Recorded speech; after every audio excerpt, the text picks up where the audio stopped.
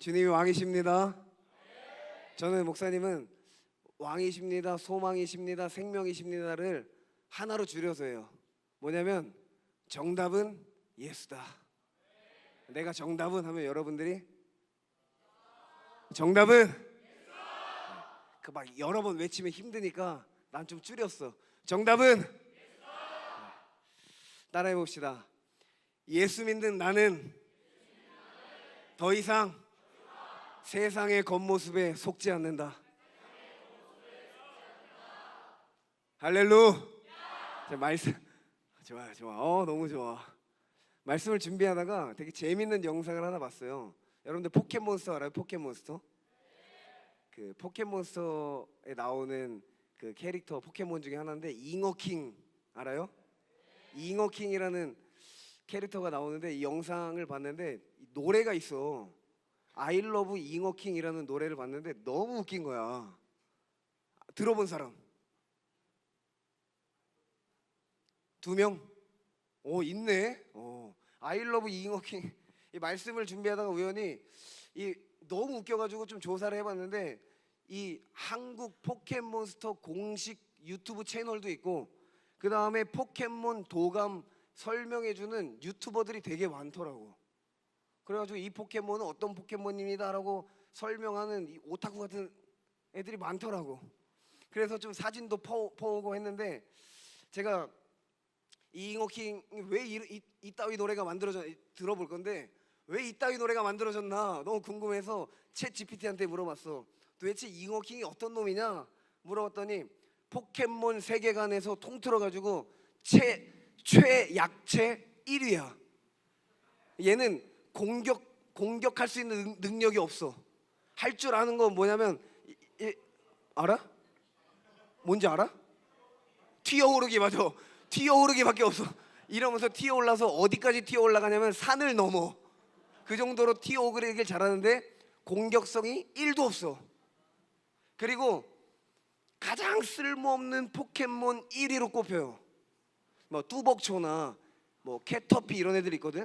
얘네들은 그래도 아주 약하지만 공격 능력이 있어.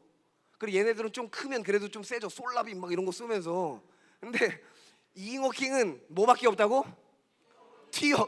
튀어오르기. 이렇게 튀어 튀어오르기밖에 없어. 그냥 한번 그 포켓몬스터 목사님의 일기야. 일기 알아? 일기에서 지우랑 이슬이 그다음 웅이 이렇게 나오거든. 알아요?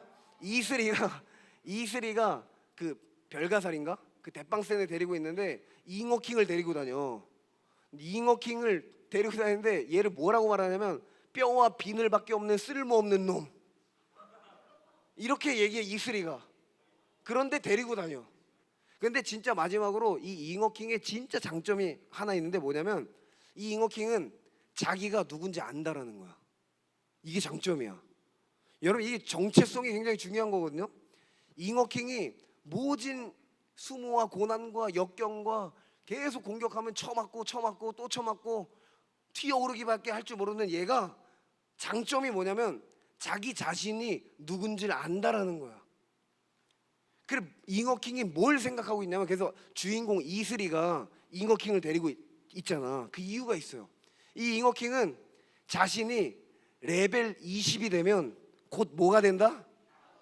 갸라도스가 된다는 걸 잉어킹은 정확하게 알고 있었어. 갸라도스를 이길 수 없어. 그러니까 잉어킹은 그래 니들이 나 패봐라. 나는 곧 뭐 된다? 갸라도스 된다. 포켓몬 세계관 최약체로 꼽히며 할 줄 아는 건 튀어오르기밖에 없고 쳐맞는 거밖에 할 줄 모르는데 레벨 20만 되면 나는 포켓몬 세계관에서 가장 강력한 포켓몬 1위로 그 존재로 바뀐다. 그러니까 잉어킹이 견딜 수 있는 거야. 그러니까 내가 누군지 아니까 견딜 수 있는 거야. 나 갸라도스야. 니들이 감히 나를 건들 수 없는 존재로 난 거듭나. 이것을 확신하고 알고 믿었기 때문에 목표, 믿음이 있었기 때문에 쓸모없는 존재가 아니라 올바른 방향성과 이 믿음과 확신을 가지고 있는 존재로 너무나도 강력한 존재로 바뀌는 거예요.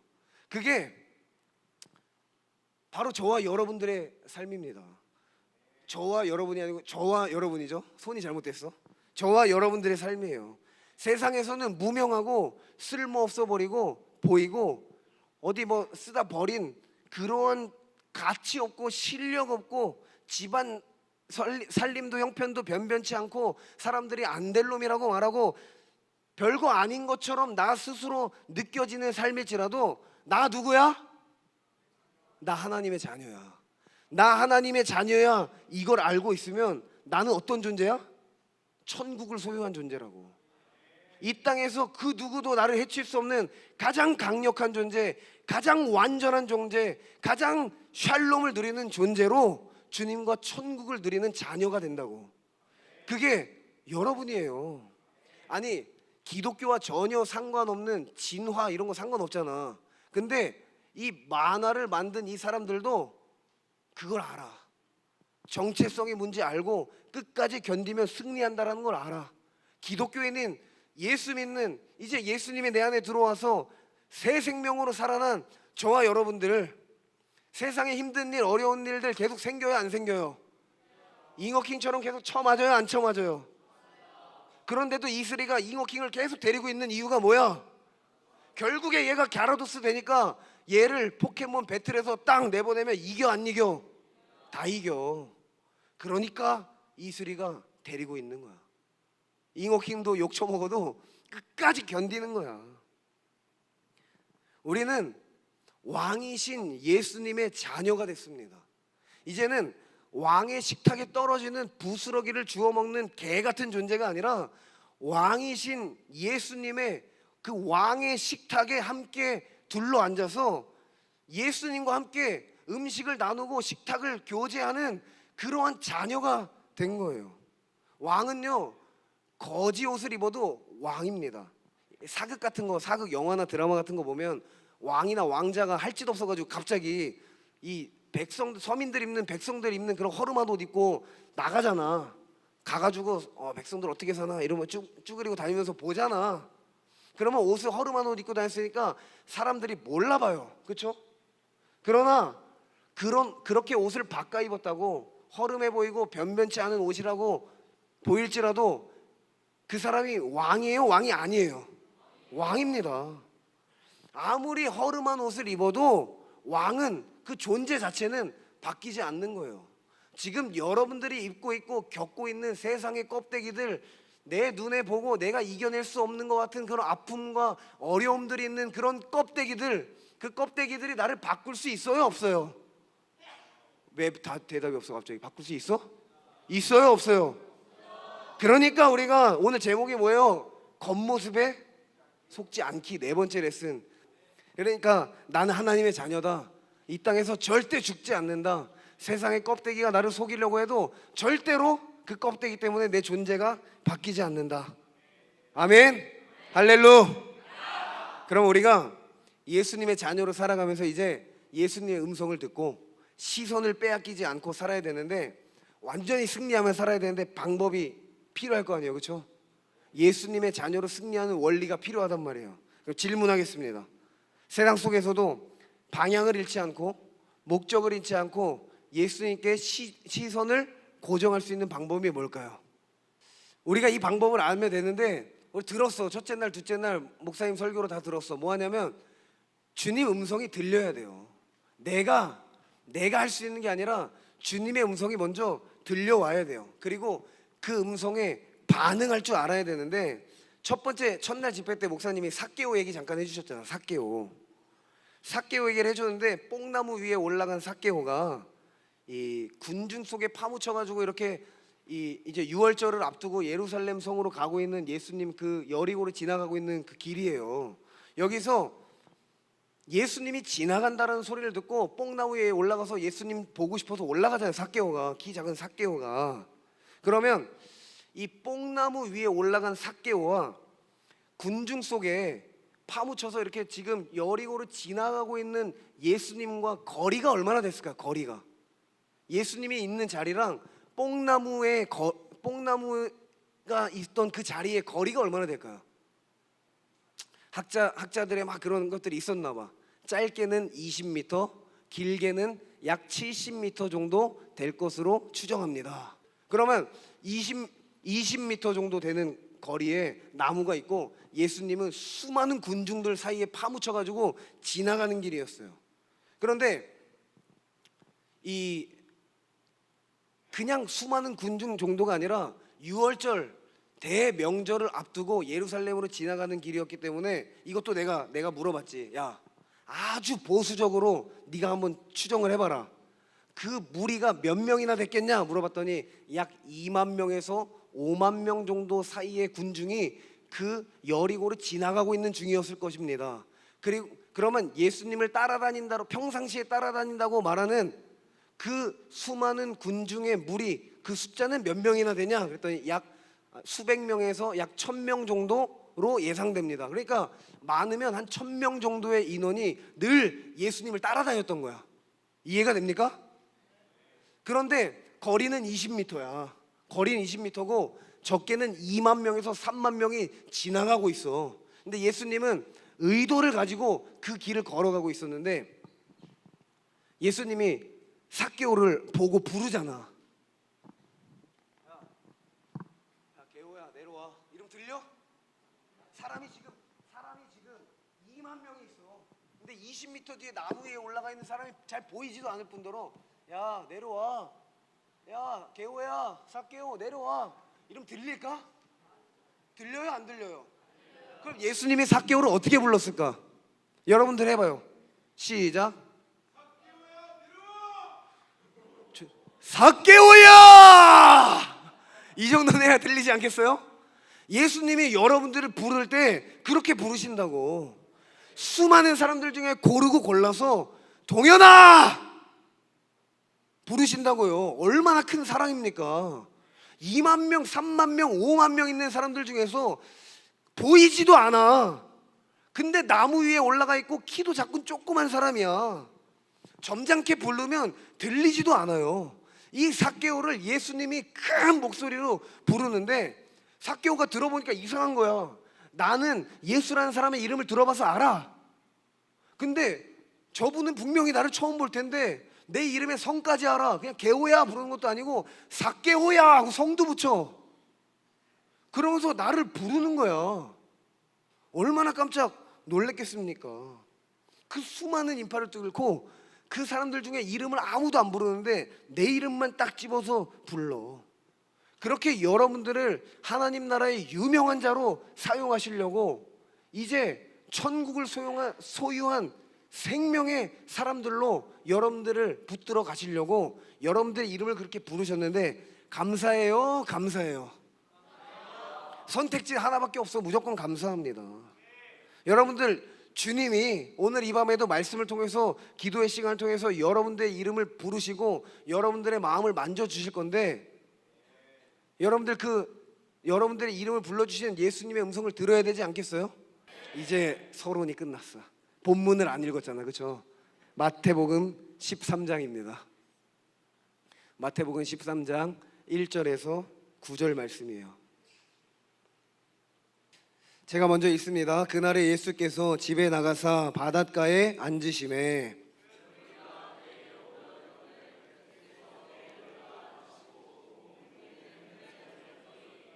예수께서 비유로 여러 가지를 그들에게 말씀하여 이르시되 씨를 뿌리는 자가 뿌리러 나가서 더러는 흙이 얕은 돌밭에 떨어짐에 흙이 깊지 아니하므로 곧 싹이 나오나 더러는 가시떨기 위에 떨어짐에 가시가 자라서 기운을 망하고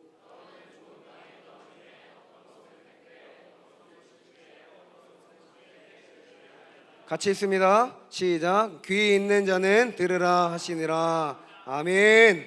할렐루야. 자, 우리가 겉모습에 속지 않고 예수님의 자녀임을 확신하며 그 음성을 들으며 믿음으로 사는 삶을 이제 살아야 되는데 이 씨 뿌리는 비유, 이 말씀이 무슨 상관이 있나? 무슨 상관이 있을까? 무슨 연관이 있을까요? 좀 똑똑한 친구들은 벌써 딱 이 말씀 읽으면서 돌짝밭과 같고 가시밭과 같은 내 마음밭을 갈아엎고 이 가시덤불 같은 것들을, 쓴뿌리와 제약들을 다 제거하고 주님이 원하시는 열매를 맺는 삶을 살아가기 위해서, 주님을 기쁘시게 하기 위해서 이제 나의 마음밭이 좋은 밭 되도록 열심히 가꿔야겠구나, 그게 주님이 원하시는 뜻이겠구나 라고 생각하겠죠? 똑똑한 사람들은. 자, 이미지 한번 볼까요? 자, 이 네 가지 밭 중에서 여러분들은 어떤 밭이 되고 싶습니까? 길가, 돌, 가시, 좋은 밭. 좋은 밭 되고 싶어요? 좋은 밭 되고 싶어요? 근데 여러분, 이 말씀은 내가 하나님께서 우리를 만나 주셨고 말씀도 주시고 은혜 주셨는데, 이 은혜를 내가 지키기 위해서 그럼 내 안에 마음밭을 좋은 밭으로 잘 가꾸고 좋은 열매 맺을 수 있도록 앞으로 열심히 노력하고 힘쓰고 애써야겠구나, 이런 말씀이 아닙니다. 사실은 그런 말씀이 아니에요. 예수님이 비유로 말씀하실 때 비유의 내용이 뭐였냐면, 늘 예수님의 십자가, 하나님 나라, 구원, 이것을 설명하실 때 성경에서 비유의 말씀을 사용하십니다. 그러니까 이 비유의 말씀이 뭐냐면, 즉 예수님 자기 자신을 소개하는 내용인 거예요. 예수님 자기 자신을 알려주시기 위해서, 하나님 나라가 무엇인지 알기 위해서 비유의 말씀으로 우리에게 말씀하셨다라는 거예요.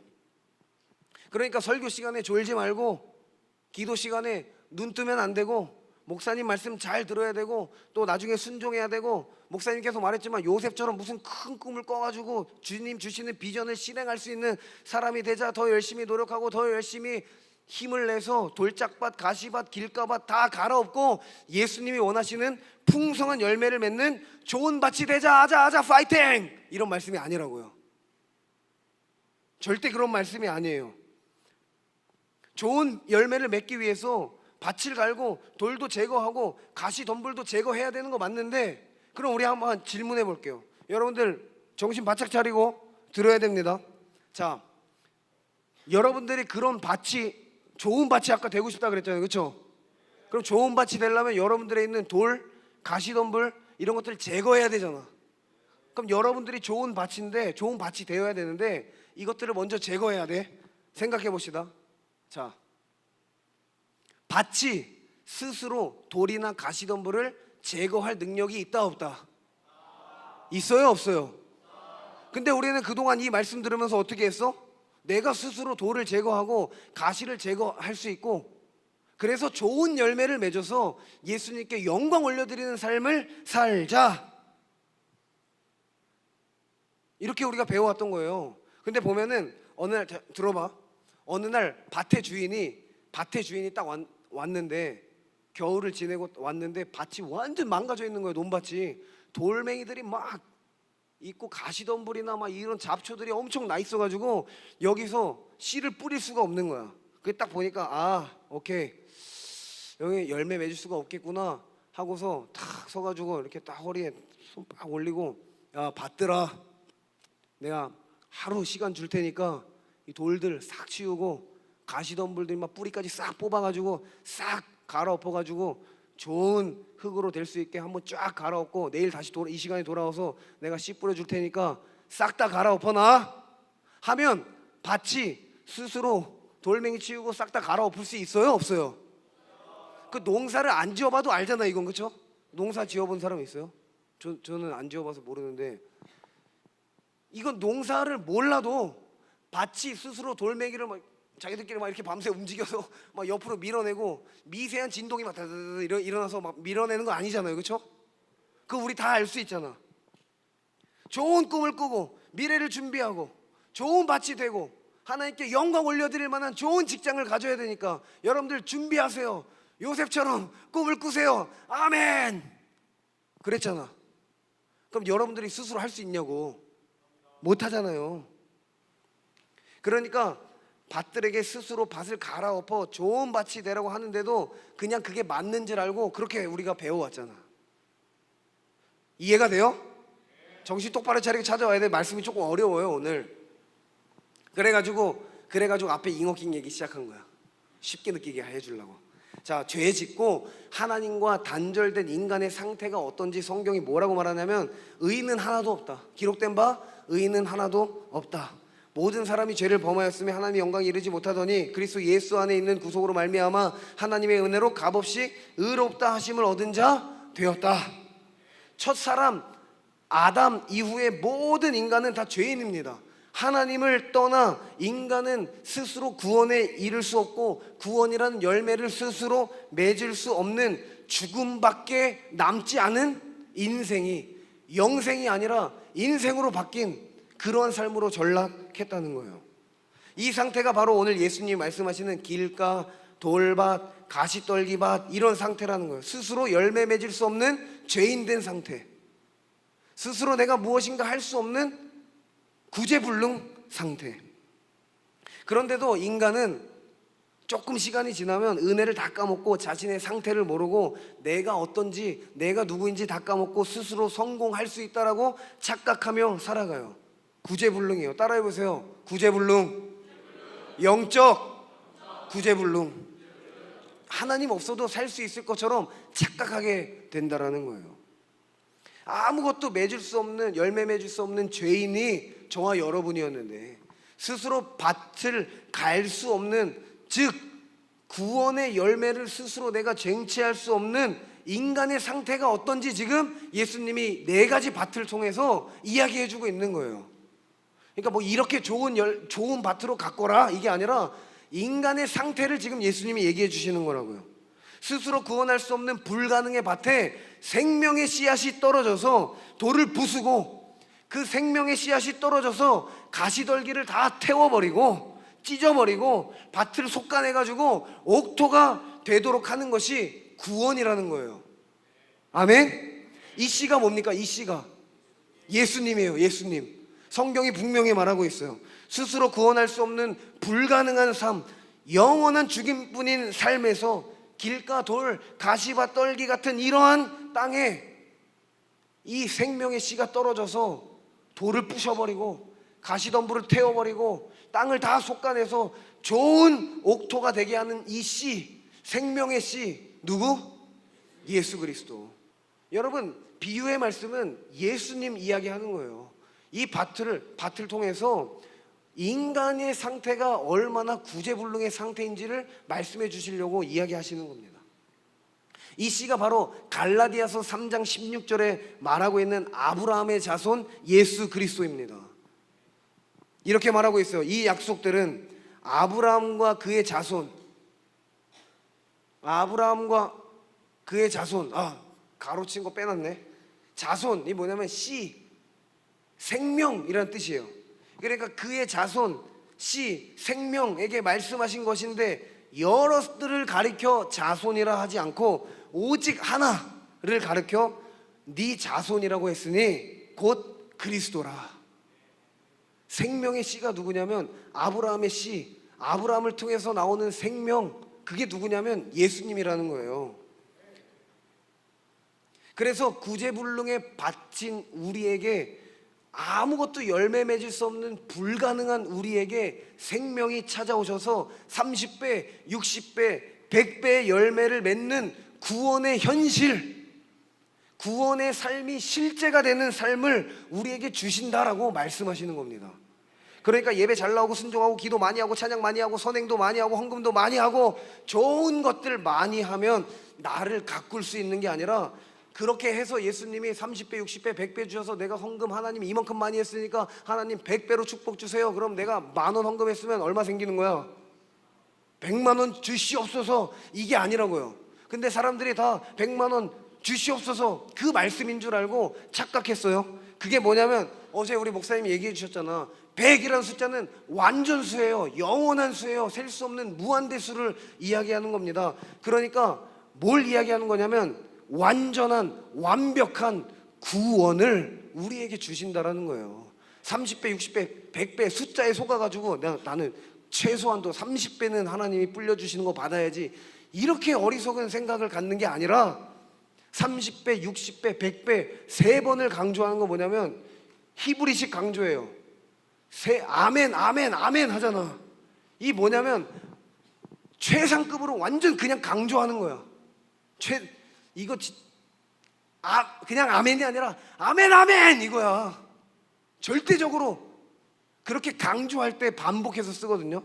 그거를 30배, 60배, 100배 해서 절대적으로 완벽하고 완전한 구원을, 천국을, 예수님을 우리에게 주셨다. 그 예수님이 우리에게 왔다.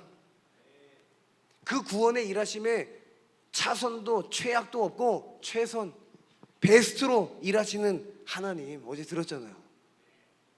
그러니까 우리의 삶이 조금 가시덤불 같은 것들이 찾아올 때도 있고 돌멩이 같은 것들이 찾아올 때도 있지만, 하나님이 그 생명의 주인이신 예수님이 그것들을 부수고 우리 안에 찾아오셨으니까 더 이상 껍데기에 속을 필요가 있어요, 없어요? 천국의 삶, 구원의 은혜, 자녀의 삶을 살게 된 게 바로 너다. 너는 이제 내가 붙들었어. 내가 이제 너 신경 쓸 거야.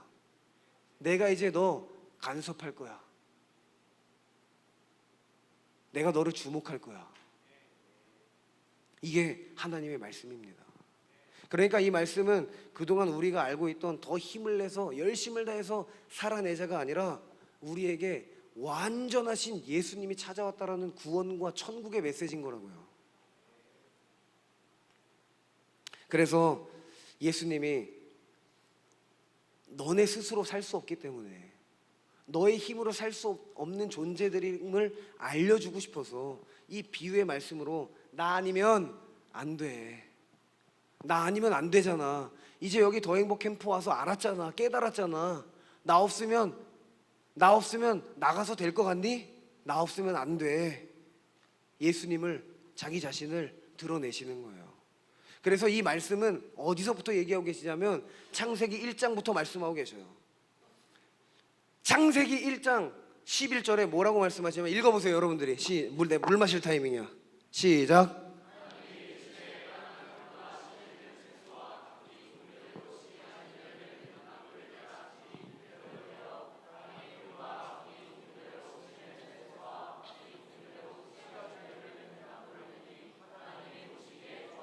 아멘. 자, 11절 12절에 보니까 하나님이 누구한테 말을 해요? 띄워놓으세요. 누구한테 말을? 하나님이 이르시되 누구한테? 땅에게 말씀하시죠. 땅에게 말씀하시고 뭘 만드셨어요? 식물들. 누구한테 명령하고? 땅에게 명령하고. 뭐가 났어? 식물들이 났지. 그럼 이 식물들은 누가 있어야 살 수 있어요? 땅이 있어야 살 수 있잖아. 그래요 안 그래요? 이 정도도 독해가 안 되면, 그죠? 자, 20절 21절 읽어볼게요. 두 번째 20절만 읽어봅시다. 너무 기니까. 시작.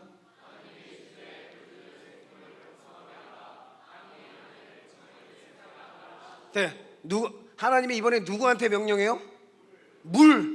물한테 명령하죠. 그 물한테 명령하고 나서 물고기들이랑 뭐 이런 바다에 사는 생물들을 만드시죠. 그럼 얘네들은 뭐가 있어야 살 수 있어요? 누구한테 명령했어? 물한테 명령했어. 물고기는 뭐가 없으면 살 수 없어? 물! 정확해. 그 다음에 이제 중요한 거, 하얀머리 목사님이 말씀하신 본문 26절 시작.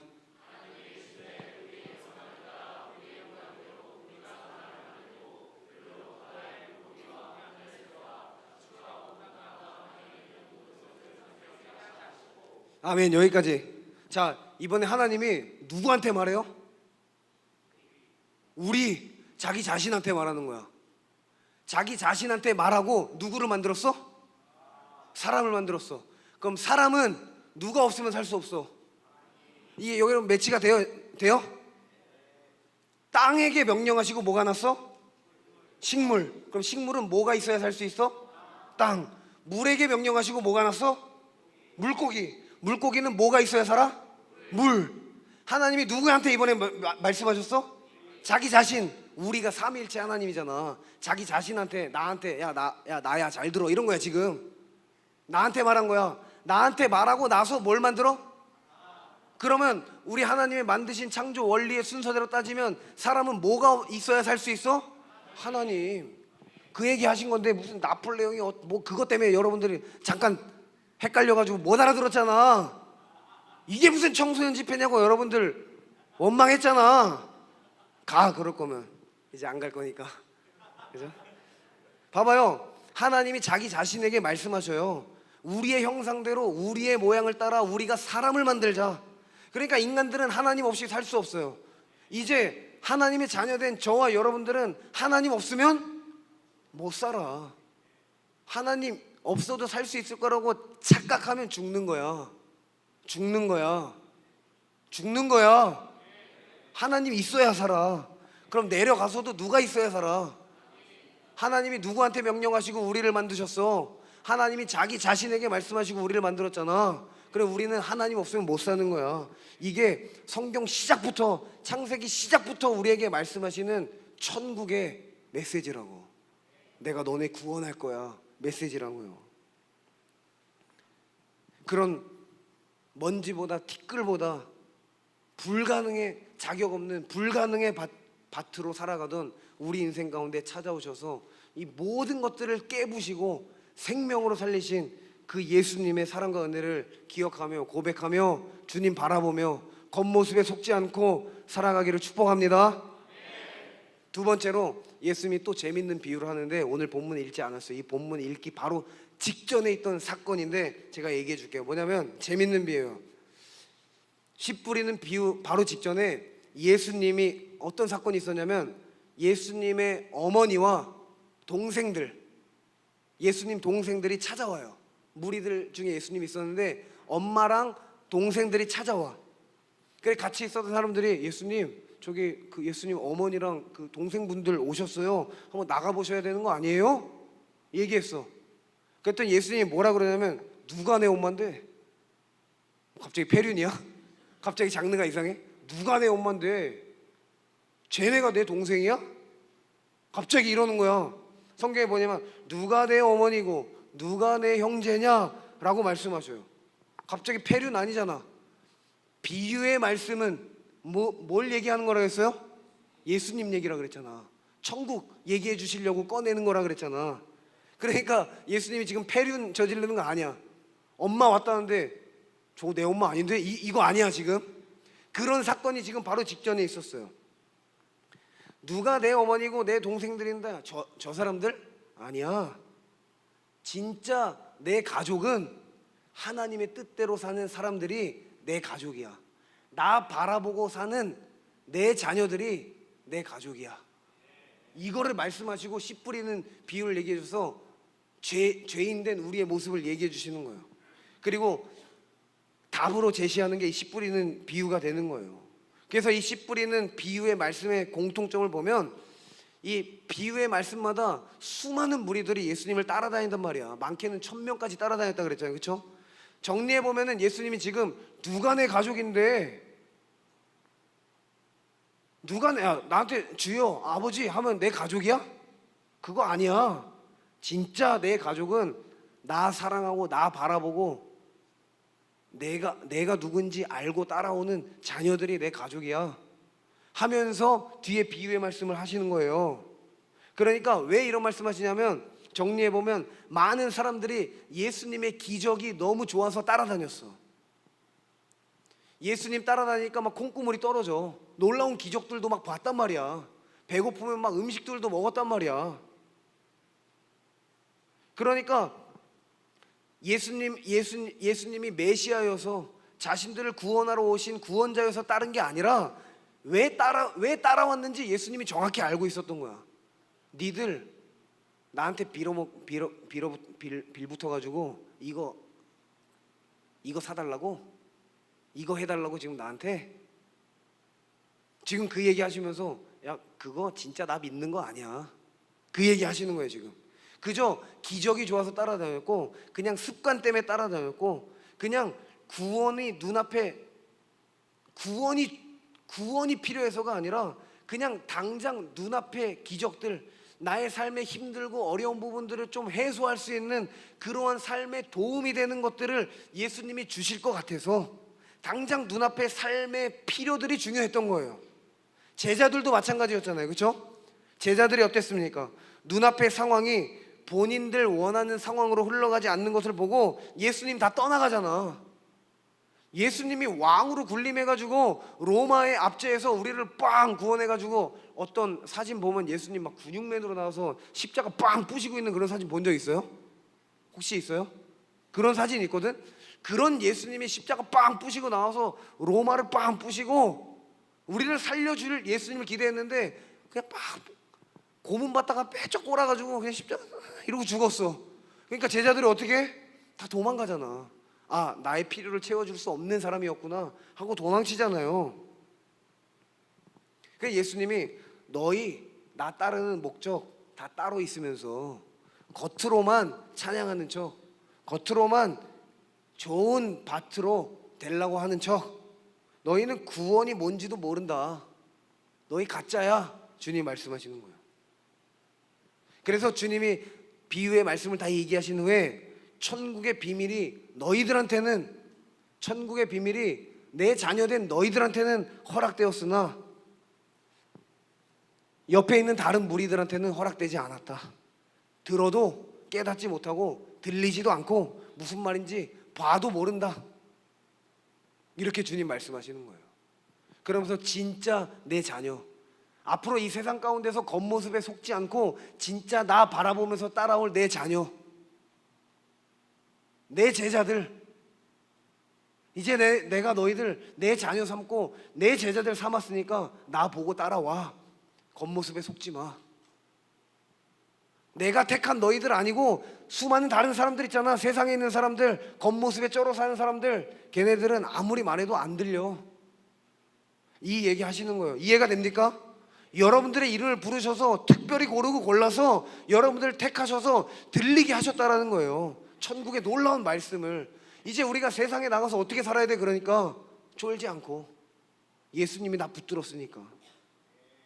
이 말씀이 어디에 먼저 나오냐면 예수님이 이사야서라는 성경의 말씀을 인용해서 지금 말씀하셨거든요. 좀 헷갈리고 어려울 수 있는데 제가 잘 설명해 볼 테니까 한번 들어봐. 정신 차려서. 알았죠? 할렐루. 안 자고 있구만. 좋아요.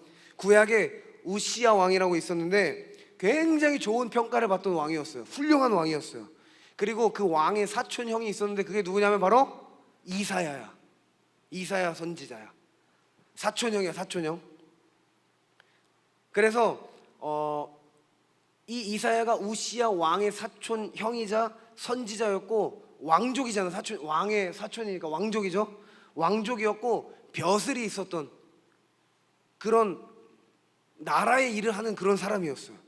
그런데 이 우시야 왕이 죽던 해에 하나님이 이사야 선지자에게 나타납니다. 그래서 이사야 6장 9절 말씀에 이렇게 말씀하시는데, 제가 그 이하의 말씀들을 요약해서 읽어드릴게요. 있나요? 네가 이 말씀을 정리하면 이거예요. 네가 나를 위해서 백성들에게 가라. 그리고 저들에게 거룩한 씨 기억나요? 씨? 거룩한 씨, 곧 이 땅의 구루터기, 즉 네가 저 백성들에게 가서 거룩한 씨, 이 땅에 구루터기가 있음, 즉 소망이 있고 희망이 있을 것이라고 가서 알려줘라 얘기하는 거예요. 즉 희망이 있음을 선포하라. 거룩한 씨를 알려줘라. 이해가 돼요? 이사야한테 거룩한 씨가 있어서 생명이 다시 솟아날 새 희망이 있다라는 것을 저 백성들에게, 저 흑암 가운데 어둠 가운데 죽어가는 백성들에게 알려줘라. 뭐가 있다고? 거룩한 씨가 있다고 알려줘라. 거룩한 씨, 예수 그리스도예요. 이 이사야 선지자가 바로 예수님의 사역을 예표하는 모형 중에 하나인 거예요. 즉 죽은 밭, 돌밭, 불가능의 밭에 가서 저들을 살릴 수 있는 희망의 씨가 곧 온다라는 것을 알려주라는 거예요. 그 희망의 씨가 누구라고요? 저와 여러분 가운데 그 희망의 씨, 생명이 왔어요, 안 왔어요? 왔잖아.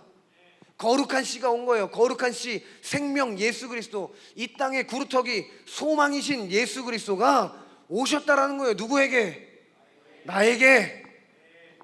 그 씨가 생명이고 소망이고 능력이신 예수님 닿기만 하면 황폐한 땅에 돌덩이들이 깨어지고 황폐한 땅에 가시덤불이 다 타서 없어지고 우리를 옥토되게 하셔서 하나님 나라에서 오늘도 이 시간에 천국을 누릴 수 있게 해주신 분이 누구라고요?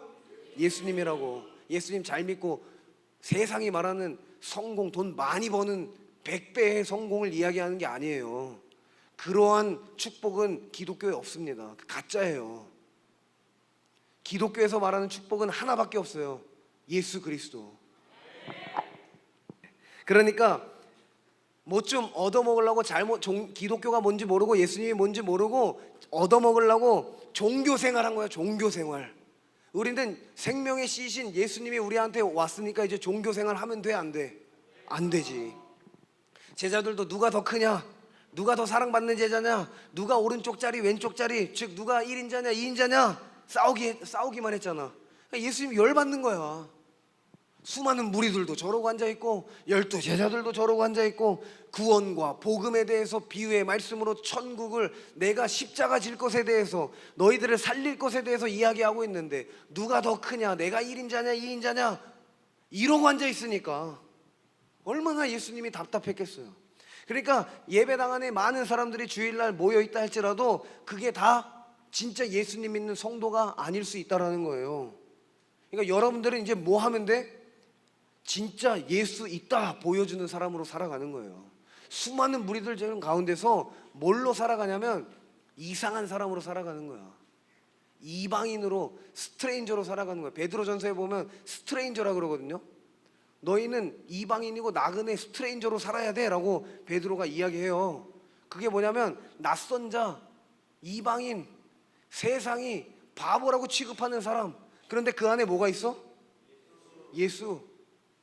여러분들 학교 가면 반에 교회 다니는 친구 몇 명 있어요? 없어요? 2명? 3명? 그러면 나머지는 다 예수 안 믿는 사람 중에 그 3명만 예수 믿으면 이상한 사람이잖아. 걔네들은 다 성공을 바라면서 하는데 나는 세상이 말하는 성공 필요 없어, 예수님은 돼 하고 남들 다 공부할 때 교회 가서 예배 드리고 교회 가서 찬양하고 기도하고 이러고 오면 정신 나갔다고 생각할 거 아니야. 그렇게 이상한 자들의 모습처럼 세상 가운데 남아서 모두가 다 안 된다라고 말할 때 뭘 보여주는 거야? 예수님 있으면 된다 보여주면서 살으라고. 그게 생명의 씨가 우리한테 들어왔으니까 그게 된다고.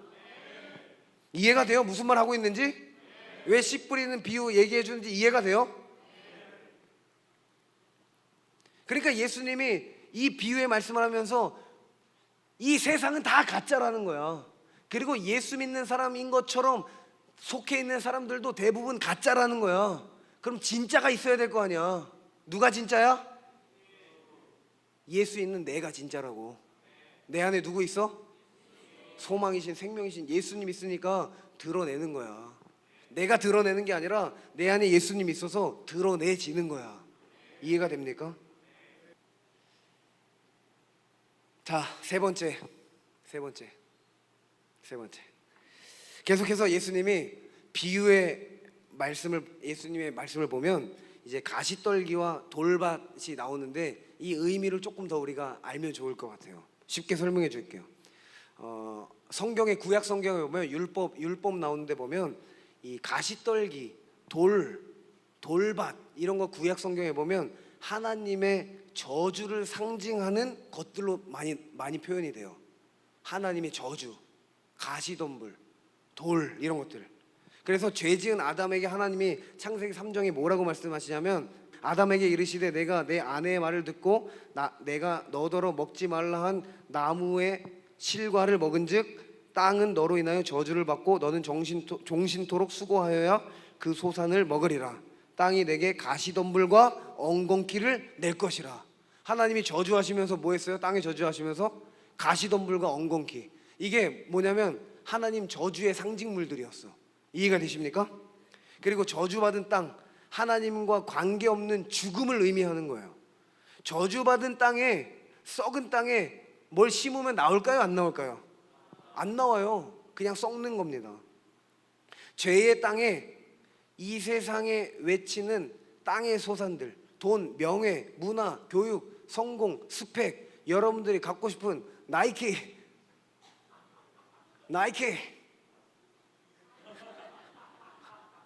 이런 거 여러분들 썩은 땅에 썩은 세상의 가치를 심으면 뭐가 나와요?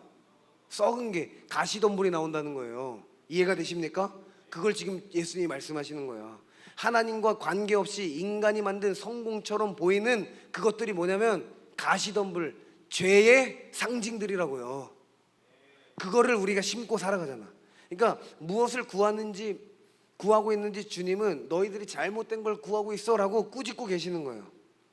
그러니까 교회에서 예수님을 배우기는커녕 자기들이 원하는 세상을 만들기 위해서 움직이는 게 교회가 되어버렸는데, 우리가 진짜 예수님의 자녀로 살면서 구해야 될 것이 무엇인지를 모르는 거예요. 돌밭도 성경에서 말하고 있어요. 돌밭. 이사야 8장 14절에 보면 그가 거룩한 피할 곳이 되시리라. 이스라엘 두 집에 거치는 돌과 걸리는 반석이 될 것이며 예루살렘 거민에는 함정 올무가 되시리니. 이게 무슨 말이냐면 이스라엘에게 돌이 주어졌는데 그 돌이 오히려 뭐가 된다고? 함정, 올무가 된다라고. 걸리적거리는 돌이 돼서 걸려 넘어지고 열매를 맺지 못하게 될 거야 라고 성경에서, 이사야서에서 말하고 있는 거예요. 그런데 성경에서 말하고 있는 돌이 의미하는 게 또 있습니다. 돌이 의미하는 게 뭐냐면 성경에서 반석을 누구라고 이야기해요? 반석?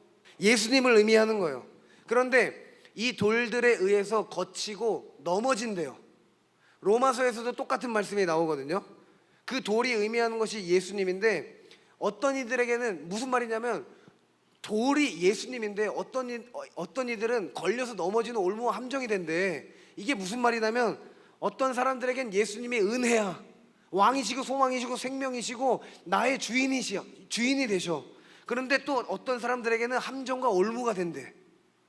이게 무슨 말이냐면 예수님의 은혜가 가시떨기 취급당하고 걸리적거리는 취급받고 있는 이런 은혜는 이미 사라진 지 오래된 자들의 중심을 말하고 있는 거예요. 은혜가 사라진 마음, 예수님을 놓치고 살아가서 이 땅 가운데서 주님 필요 없다라고 주님 까먹고 사는 사람들, 이렇게 걸려 넘어지는 사람들, 예수님 없는 사람들이 된다라는 거예요.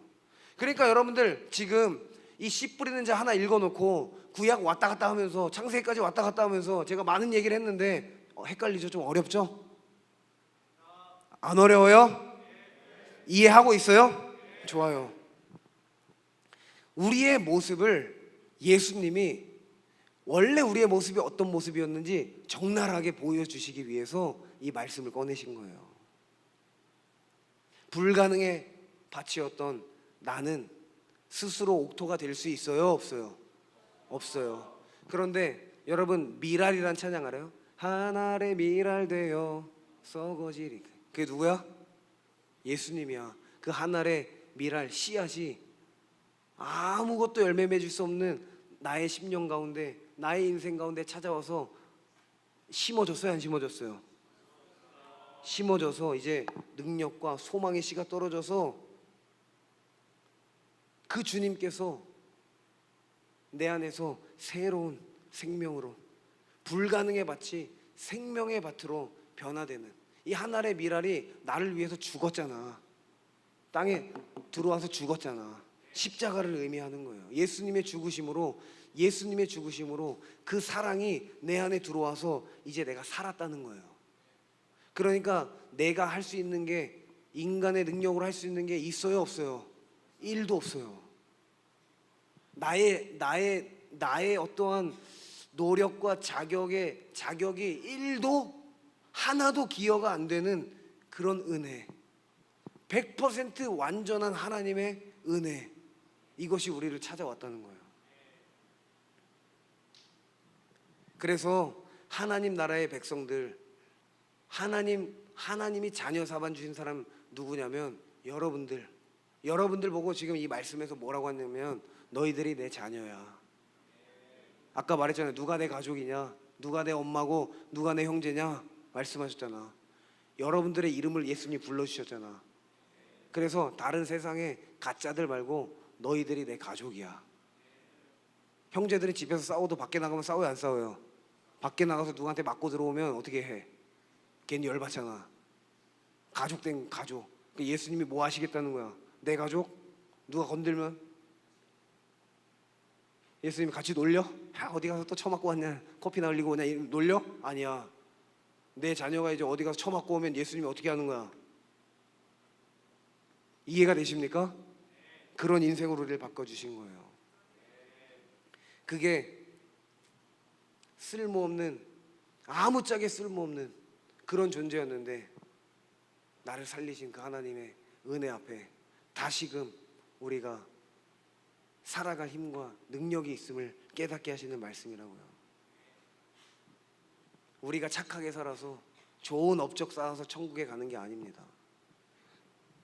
근데 하나님은 우리들을 보고 좋은 밭이다 라고, 이제 예수님이 들어왔으니까 좋은 밭이에요, 아니에요? 좋은 밭이잖아. 예수님이 우리를 다 갈아주셨잖아. 그렇게 말씀해 놓으시고, 좀 살아가다 보면 여전히 길가 같고 가시덤불이 아직도 남아있고 돌들이 남아있는 그런 모습들이 있어요, 없어요? 아니, 예수님이 좋은 밭이라고 말씀하셨는데 여전히 있어요, 없어요? 여러분, 수련회 마치고 내려가면 걱정, 근심 있어요, 없어요? 있잖아. 그럼 왜 예수님이 좋은 밭이라고 해놓고 그런 세 가지 밭의 모습들을 왜 여전히 그냥 냅두셨을까? 왜 냅두실까? 왜 냅두실 것 같아요? 예수님이 무슨 막 변태 같은 성향을 가지고 있어서 막 골탕 먹는 거 보면서 막 기분 좋아가지고 하하하 이러려고? 아니야. 왜 냅두셨을까? 우리들의 실체를, 우리들의 상황과 환경을 올바로 직시하라고. 그래서 누가 필요함을 알라고? 예수님이 필요함을 알라고 두시는 거예요. 그러니까 그러한 방해물들처럼 보이는 것이 결국 예수님이 살아계심을 나에게 보여주시는 증거고, 곧 그것들이 나에게 뭐예요? 예수 그리스도의 흔적이 되는 거예요. 그러니까 내가 집에 갔는데 여전히 내 상황과 환경이 아프고 어려운 것들이 많이 있어. 여전히 세상의 성적과 이런 것들 때문에 싸워야 돼. 친구들과 비교되고 다른 가정들이랑 비교되는 것 때문에 마음 아파하면서 싸워야 돼. 여전히 그런 문제들이 남아 있습니다. 근데 하나님이 그 문제를 걷어가신 게 아니라 남겨두신 이유가 뭐냐면, 그것이 예수님이 나와 함께 하신다는 흔적으로 알게 하시려고 두신다라는 거예요. 아, 주님이 나랑 같이 일하시는구나. 그래서 두셨구나. 그러면 예수 들어온 우리의 가치관이 바뀌고 시선이, 목적이, 방향이 바뀌니까 해석이 달라져요. 어떻게 되는 줄 알아요? 여전히 남아있는데, 아, 예수 모르는 이 친구한테 내가 예수님 전하라고 나한테 남겨두셨구나. 예수 모르는 우리 가정, 여전히 나에겐 핍박일 수 있지만 내가 예수님 알아서 이제는 예수님 전해주라고 같이 천국 가게 하시려고 여전히 남겨두셨구나. 이해가 되십니까? 그래서 남겨두시는 거예요. 왜? 아무것도 없으면, 아무것도 할 게 없으면 예수님의 자녀인 거를 드러낼 수 있는 데가 있어, 없어?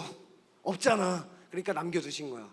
그러니까 여러분들의 상황과 환경 가운데서 예수 살아계심을 보여주시려고 남겨두신 흔적들이니까 감사해야 돼요, 안 해야 돼요? 그러니까 겉모습에 쫄 필요가 없다고. 왜? 그것들 통해서 나로 예수님 살아있는 것을 그 사람들에게 뭐 하시려고? 보여주시려고. 그럼 힘이 나, 안 나? 그럼 여러분들의 성적표를 보고 좀 해야겠다.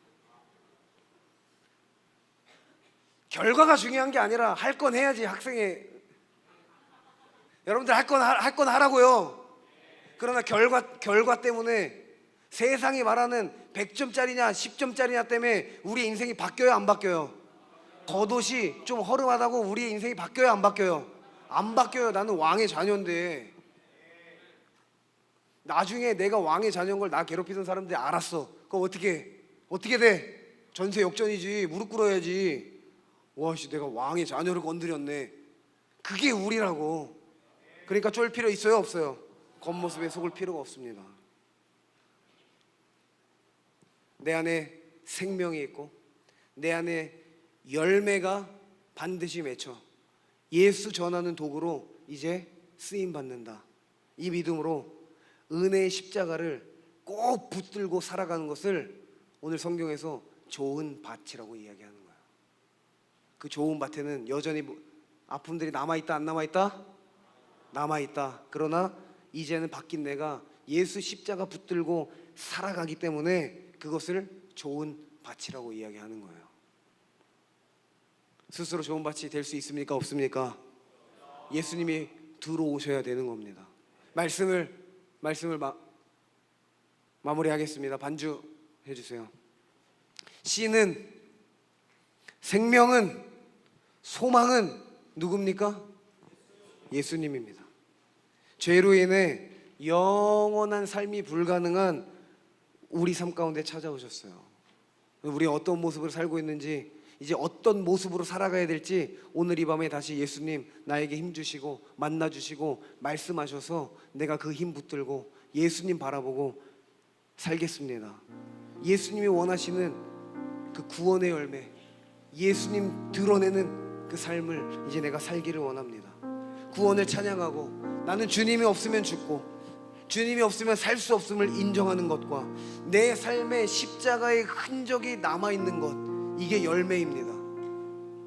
여러분들 많은 특강들도 듣고 많은 프로그램도 했잖아요. 뭐 학교의 문제, 가정의 문제, 우울의 문제, 뭐 그런 여러 가지 문제들 여러분들 가운데 여전히 남아있지만 그게 십자가의 흔적이라고요.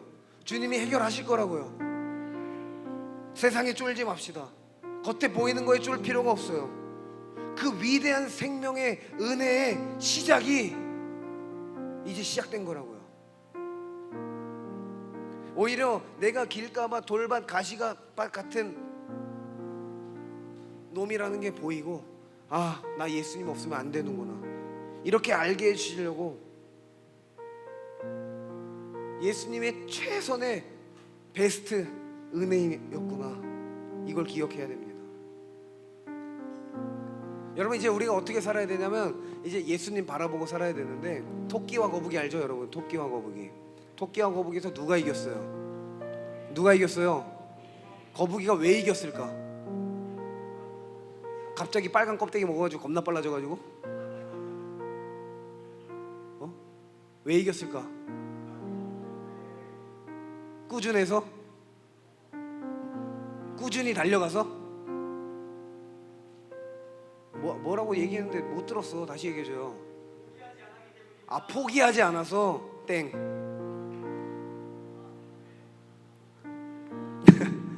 여러분, 거북이가 왜 이겼냐면 거북이는 목표가 흔들리지 않았어요. 정확했어요. 나는 저 꼬린 지점에 가리라. 거북이가 목표를 토끼로 삼았으면 망했을 거야. 왜? 이 현실, 이 상대적 박탈감에 어떻게 이겨 토끼를 목표 삼아서 달렸으면, 내가 이 토끼를 이기고야 말 거야 했으면 이길 수 있어요, 없어요? 거북이는 목표가 확실했어요. 어디였어요? 목표 꼬린 지점이었어요. 토끼는 어디였을까? 토끼는 꼬린 지점이 아니라 거북이였어요. 목표가 거북이였다고. 거북이보다가 진 거야. 이해가 되십니까? 여러분들이 뭘 바라봐야 될지 이해가 돼요? 나는 실력이 거북이처럼 부족하고 좀 느릴 수도 있어. 그러나 목표가 흔들리지 않고 반드시 주님 바라보고 가면 승리한다, 안 한다? 승리한다. 세상에 쫄 필요 있다, 없다? 상대적 박탈감에 제가 나보다 실력이 더 좋아서, 제가 나보다 공부를 더 잘해서, 제가 나보다 가정이 더 좋아서 나는 쟤를 못 이기는구나. 맞아요, 아니에요? 예수 있는 내가 이깁니다. 무조건 이깁니다. 예수님의 그런 은혜를, 그런 사랑을 우리에게 주시는 거예요. 절대로 속지 마시기 바랍니다. 진짜 능력은 내 안에 생명의 씨앗인 예수님이 들어왔을 때 시작되는 거예요. 예수님을 이제 아는 것에 그치는 것이 아니라 예수님과 함께 삽시다. 그러면 승리하는 거예요. 그럼 천국이에요. 그럼 전쟁 끝이에요. 샬롬이에요. 다 끝나는 거예요. 여러분들 삶 가운데도 앞으로도 계속 돌멩이들이 굴러 들어올 거예요. 여러분들 걸려 넘어지게 하려고, 가시덤불 같은 것들이 계속 올라와서 여러분들의 마음을 막 갉아먹고 찢어먹고 아프게 할 거예요. 근데 목표가 다른 우리는 여기에 걸려 넘어져요, 안 넘어져요? 안 넘어져요.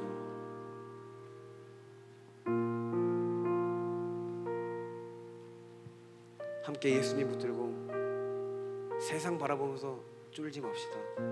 예수님 내 안에 있으니, 절대 변치 않는 예수님 있으니 승리만 남은 줄로 믿고, 이제 우리 함께 같이 기도합시다.